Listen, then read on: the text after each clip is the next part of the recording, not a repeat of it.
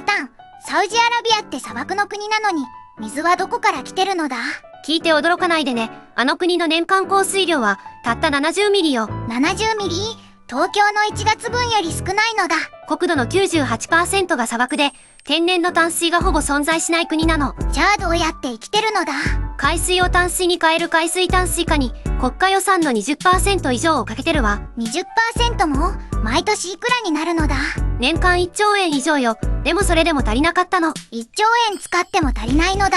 1人当たりの水使用量が世界最多レベルなの。1日900リットル使うのよ。900リットル？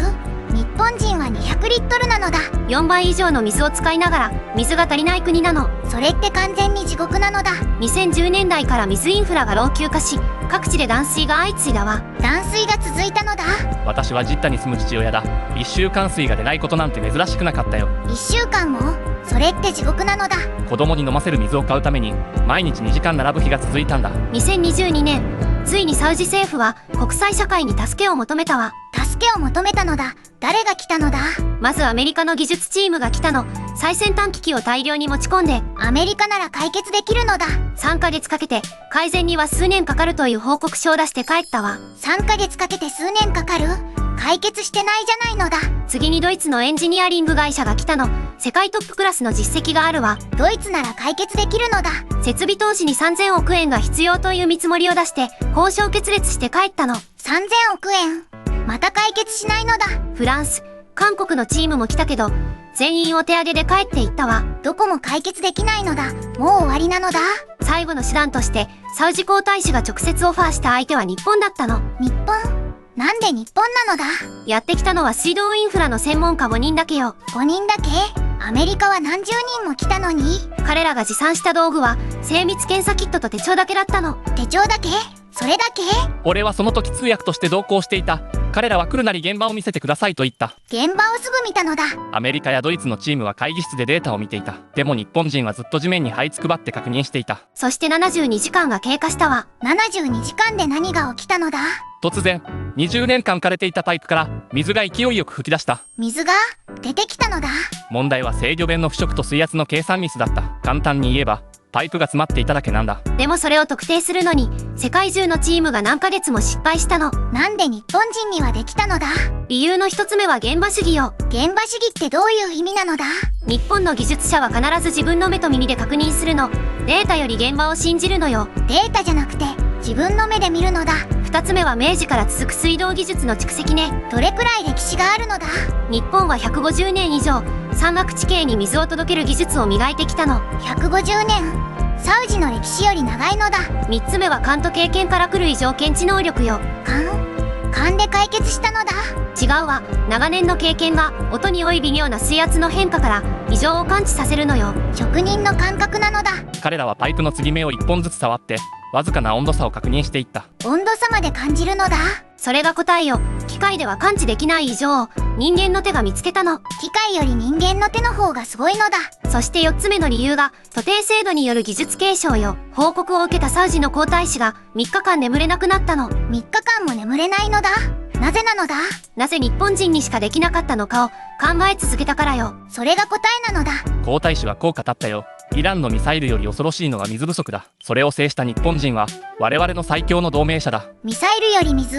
皇太子がそこまで言ったのだ。日本では古来から水を神聖なものとして扱ってきたわ。その後サウジ政府は日本と水インフラ協力協定を締結したわ。協定まで結んだのだ。そしてサウジ国内のニュースが日本の職人技を一面で報じたの。一面？世界に広まったのだ。納得なのだ。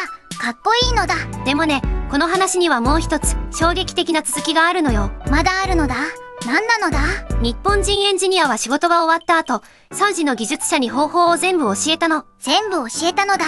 次からは自分たちでできるように、費用は一切取らずにね。無料で教えたのだ。なんでそこまでするのだ？それを制した日本人は我々の最強の同盟者だ。皇太子は後日こう語った。日本人はお金のために来たのではなかった。じゃあ何のために来たのだ？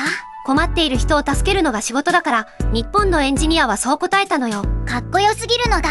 そしてサウジ国内のニュースが日本の職人技を一面で報じたの。ちなみに日本の技術協力はサウジだけじゃないのよ。他にも？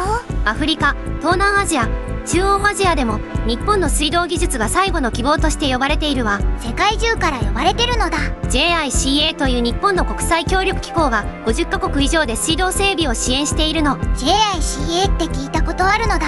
カンボジアでは日本の技術で水道普及率が 10% から 60% に上がったわ。 10% から 60%?6 倍になったのだ。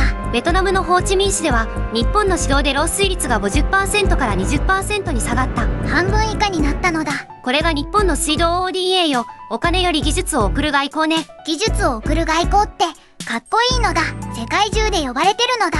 一方で日本国内では水道管の老朽化が深刻なのよ。日本も大変なのだ。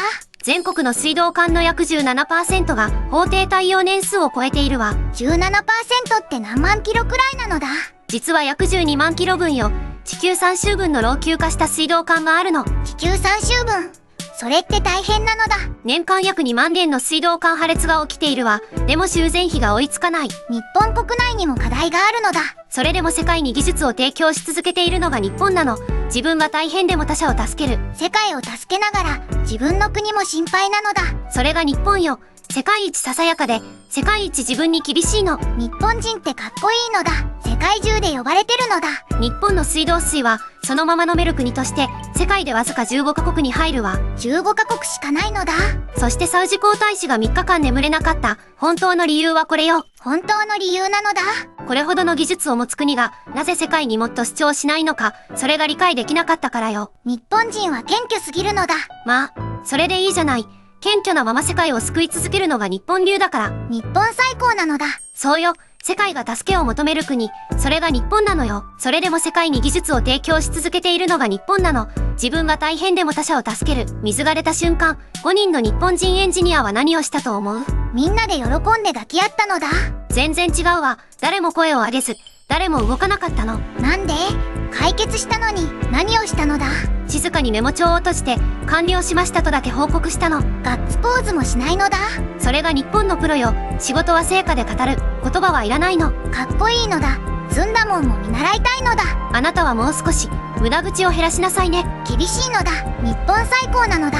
この動画が面白かったならチャンネル登録をお願いするわ。チャンネル登録して日本の凄さを一緒に広めるのだ。いいねもしてくれると次の動画制作の励みになるわ。次回も待ってるのだ。全然違うわ。誰も声を上げず、誰も動かなかったの。なんで？解決したのに何をしたのだ？静かにメモ帳を閉じて完了しましたとだけ報告したの。ガッツポーズもしないのだ。それが日本のプロよ。仕事は成果で語る。言葉はいらないの。かっこいいのだ。ずんだもんも見習いたいのだ。あなたはもう少し無駄口を減らしなさいね。厳しいのだ。この動画が面白かったならチャンネル登録をお願いするわ。チャンネル登録して日本の凄さを一緒に広めるのだ。いいねもしてくれると次の動画制作の励みになるわ。次回も待ってるのだ。